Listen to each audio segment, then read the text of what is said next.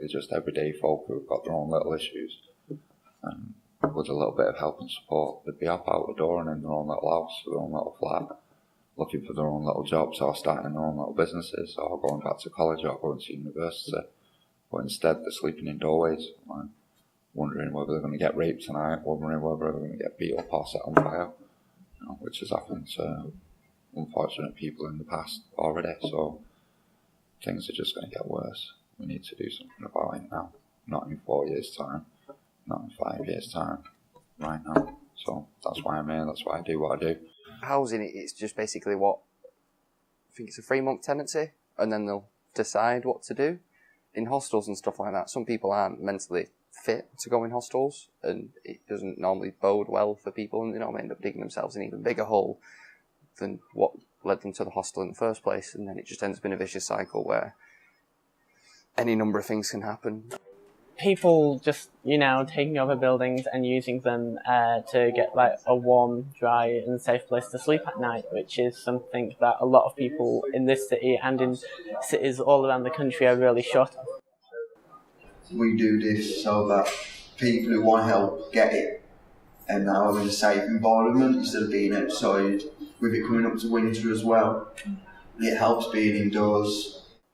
There's not really much support out there, so what would they rather? Everyone be on the streets homeless, or someone actually getting out there doing something for themselves? And these guys have really, really helped that. Some people don't think so, but it's because they don't really know what's really involved. We provide spaces like this by entering them through open windows, open doors, and legally occupying them until the point we're evicted. But what we've started doing is we've started finding buildings that are earmarked to be pulled down or earmarked to be renovated. They're not going to be used for anything, but they're still viable empty spaces that can keep people warm and dry, safe. So we move people into those places and support them in those places.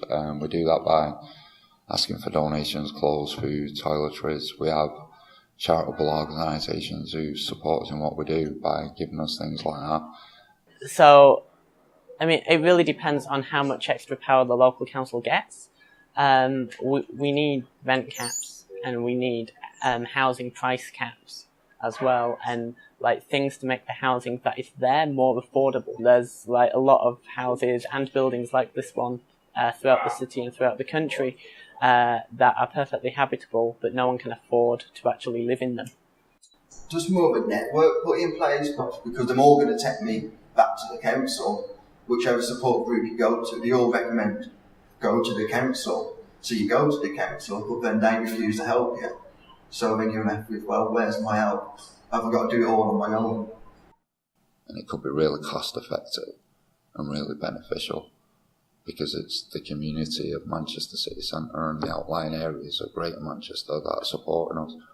So it's a real opportunity to start a proper community as well and let it grow from there.